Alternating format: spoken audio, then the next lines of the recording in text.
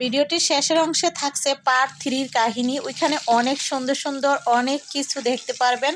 আশা করছি আপনারা শেষ পর্যন্ত ভিডিওটি দেখবেন। প্রিয় দর্শক, আসসালামু আলাইকুম, আমি ফাতেমা বলছি নারায়ণগঞ্জ থেকে। সবাইকে ওয়েলকাম জানিয়ে শুরু করছি নতুন আরও একটি লাইফস্টাইল ব্লগ। আশা করছি পুরো ভিডিওটি শেষ পর্যন্ত দেখবেন। এই তো ঘুম থেকে উঠে বিছানাপাতি তুলে নিলাম, ঘরটর ঝাড়ু দিয়ে এখন চলে গেলাম পাকের রুমে। সেখানে যে 2 পদের চাল 2 পদের ডাল দিয়ে হচ্ছে বোয়া ভাত রান্না করতেছি। এখানে ভাতের যে চালটা সেটা আর হচ্ছে পোলাও চাল মিক্স করে নিয়েছি, আর হচ্ছে মুগ ডাল ভেজে নিয়েছি, মশারির ডাল 2 পদের। তো যাই হোক, 2 পদের চাল 2 পদের ঢাল দিয়ে ভালো করে কিন্তু আমি কষিয়ে টষিয়ে বসিয়ে দিলাম। তো এইখানে আবার একটু আলু দিব, কারণ বোয়া ভাতের সাথে কিন্তু ভর্তাটা অনেক ভালো লাগে। তো ভর্তা করব না, আমি হচ্ছে আলুটা এই জন্য দিলাম যেন এর সাথে আলুটা দিয়ে খাওয়া যায়। আর ঝাল ঝাল করে সাথে বোম্বাই মরিচও দিব। এখানে অবশ্য কাঁচামরিচটা দিয়ে দিয়েছি, পরে আবার বোম্বাই মরিচ এখানে কিছুটা অ্যাড করেছিলাম। তো দেখুন কতটা সুন্দর ঝরঝরে সাদা বোয়া ভাত রান্না করে ফেললাম। তো এখানে তারপর নামানোর আগ দিয়ে দিলাম নিজেদের গাছের ধনিয়া পাতা। আমরা কিন্তু এই ধনিয়া পাতাগুলো বুনছিলাম, সেখান থেকেই তোলা। তো দেখুন এই যে এখন সুন্দর করে মিশিয়ে নিচ্ছি, তারপর একটু ঢাকা দিয়ে আরও সম্পূর্ণ ফোটার পর তারপর খাওয়া দাওয়া করবে। এই যে দেখুন এখন পারফেক্ট হয়ে গেছে। তো এই তো এখন হচ্ছে খাওয়া দাওয়ার পালা, ভেড়ে টেরে নিলাম আর সবাই মিলে কিন্তু খাওয়া দাওয়াও করে নিয়েছিলাম। তো এইভাবে করে সকালের ভুয়া ভাত নাস্তার পর্ব শেষ করে আপনাদের ভাইয়া আবার আসার সময় নিয়ে আসলো মোরগ, আর নিয়ে আসছে জাটকা মাছ। এই তো জাটকা মাছগুলো আজকে রান্না করতে বলছে। তো এই জাটকা মাছ কিভাবে রান্না করেছি, তারপর হচ্ছে মুরগি ভাজা, আজকে যা যা রান্না করেছি সেই ভিডিও কিন্তু লাইভে দেখানো হয়েছে, ফেসবুক পেজে আর কি।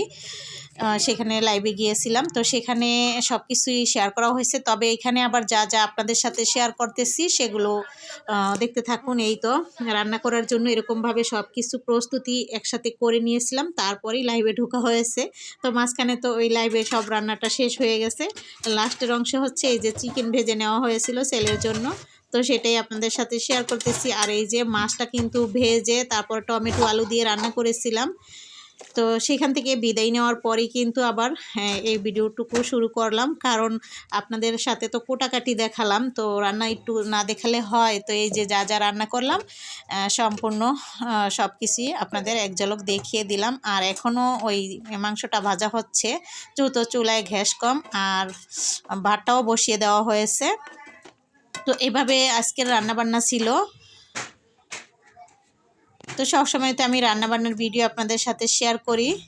তারপর হচ্ছে এটা আবার বিকেলের দিকে এখানে সেমাই রান্না করা হবে। আজকে আবার বিকেলের দিকে একটু মেহমান আসতে পারে, তো এই জন্য আমি একটু সেমাই রান্না করব, পাস্তা রান্না করা হবে।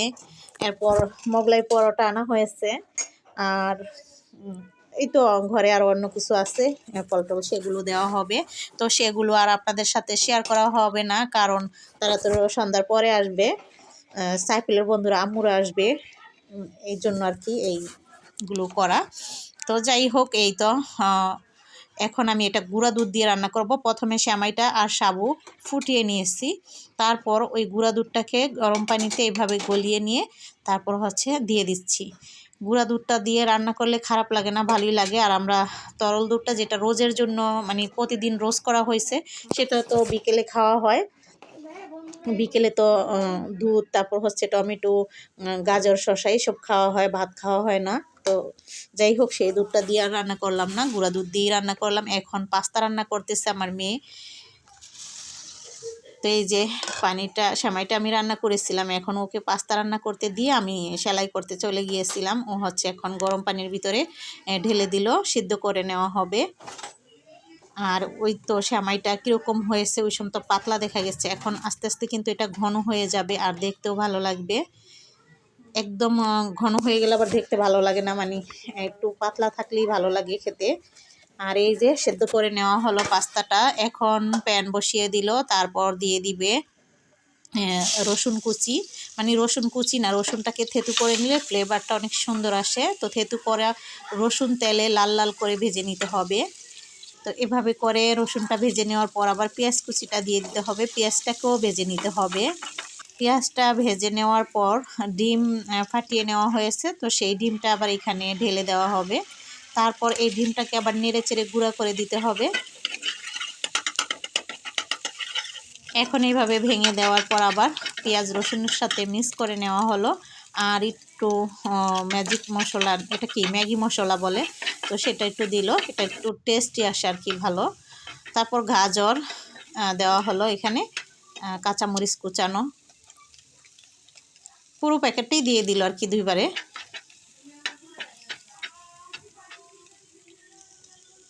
এখন এখানে একটুখানি সয়া সস দেওয়া হয়েছে, টমেটো সসও দিবে। এই তো টমেটো সস, এটা হচ্ছে আমি যে কিছুদিন আগে বানাইছিলাম সেই সসটা। টমেটো সস একটু বেশি দিতে হয়, দিলে তাহলে পাস্তাটা খেতে ভালো লাগে। তো যাই হোক, এই তো এখন দিয়ে দিল সিদ্ধ করা পাস্তাটা। দেওয়ার পর ভালো করে নেড়ে চেড়ে মিশিয়ে নিচ্ছে। আসলে ধনিয়া পাতাটা মনে হয় ছিল না, এই জন্য দেওয়া হয়নি। ধনিয়া পাতাটা দিলে আরও বেশি ভালো হতো। আর সাথে চা করা হয়েছে, তো আমরা কিন্তু চাও খেয়ে নিচ্ছি। আসলে চা করার যে ভিডিওটা সেটা আবার কি হইলো বুঝলাম না, ওটাও করা হয়েছিল। যাই হোক, এরপর দেখবেন পার্ট 3-র কাহিনী। ওই যে আমরা যে দিয়েছিলাম, তো এত বড় ভিডিও 2 দিনে দিয়েও শেষ করতে পারলাম না। তো যেগুলো থেকে গেছে সেখান থেকে কিছুটা অংশ এখানে শেয়ার করলাম। আর করবো না, যেগুলো আছে সেগুলো আর দেওয়ার চেষ্টা করবো না ভাবছি। তবে এখানে অনেক কিছুই আছে। আমি যদিও আমার ফেসবুক পেজে এই ভিডিও আপলোড দিয়েছিলাম, কিন্তু ইউটিউব চ্যানেলে তো দিইনি কালকে। তো আজকে হচ্ছে এখানে যে ওখান থেকে তো গোসল গোসল করে আসলো, তারপর হচ্ছে খাওয়া দাওয়া করা হয়েছে। এরপর থেকে আবার হচ্ছে খেলাধুলা হয়েছে। তো সবাই কিন্তু এখানে গার্জিয়ান, তারপর হচ্ছে ছাত্রছাত্রীরা, মানে গার্জিয়ান বলতে পুরুষ মহিলা দুজনকে এখানে খেলা দেওয়া হয়েছে। পুরুষদের জন্য, মহিলাদের জন্য, ছাত্রছাত্রীদের জন্য যে যা মন চাইছে আর কি, গান গজল, তারপর হচ্ছে চেয়ার সিটিং মহিলাদের জন্য, পুরুষদের জন্য হচ্ছে হাই ভাঙা। এই তো ভাবি আর আমার মেয়ে হচ্ছে এখানে জয়েন হয়ে গেল, খেলাতে অংশগ্রহণ করছে। তো এই তো প্রথমে কিন্তু ভাবি গেল, উনি বসার কোনো চান্সই পায় না। তারপর হচ্ছে আমার মেয়ে আবার খেলতেছে। আসলে আমার মেয়ে তো খেলা পারদর্শী, কেন যেন সে এত করতে করতে তার পায়ের মনে হয় বলে গেছে।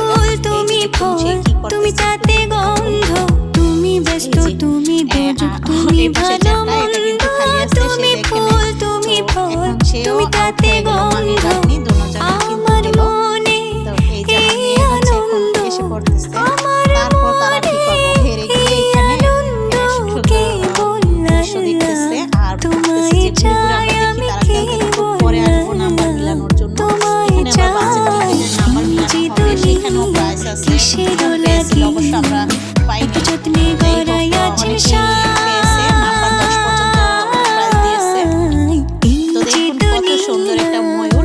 এই ময়ূরটাতেও দেখে আমার ভাইয়ের মেয়ে অনেক খুশি হয়েছে, ইয়ামিনও অনেক খুশি হয়েছে।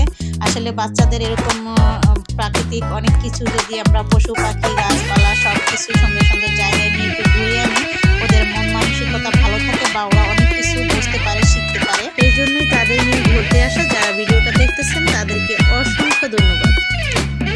তো এই যে এইখানে জায়গাটা দেখতে আমার কাছে এত ভালো লেগেছে, এখানে অনেক সুন্দর ফুল গাছ দিয়ে সাজানো গোছানো। তো সেগুলো আর এই উপরে উঠে গেল পাহাড়ের উপরে,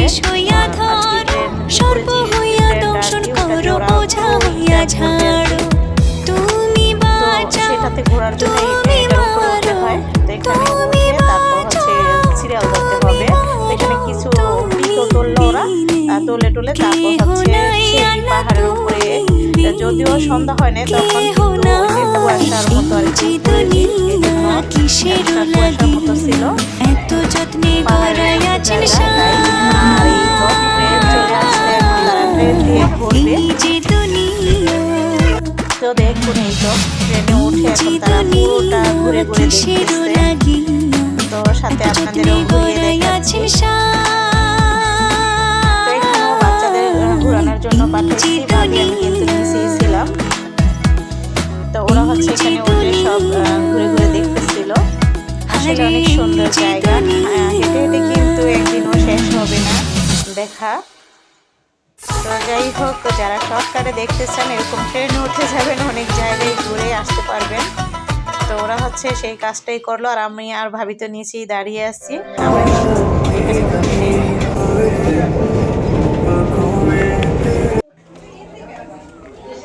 তারপর হচ্ছে এখন ওরা নেমে গেল আর For more updates, এটা subscribe. হচ্ছে মাটির নিচ দিয়ে গেছে মানে Press the পানি bell যে icon on YouTube দেখলেন and সেখান never দিয়ে miss another রাস্তাটা update. গেছে আর বেলাও শেষ হয়ে আসছে। তো এখন হচ্ছে ইয়ামিন আর আমার ভাইয়ের ছেলে যাবে। ওরা এক গাড়ি আছে যেটা সবচেয়ে উঁচু যে চৌকির মতো সেটাতে ঘুরে আসবে। আর ভাইয়ের মেয়েকে নিয়ে হচ্ছে পরিবারে দোল খাওয়ার জন্য, তো ওকে একটু দোল খাওয়াচ্ছে আর শিউরে গিয়েছে নাম্বার মিলানোর জন্য যদি লটারি হয়ে যায়। তো আজকের মতো ভিডিওটি এখানে শেষ করছি। আল্লাহ হাফেজ। ছায়া মাঝে পুতুল রূপে বানায়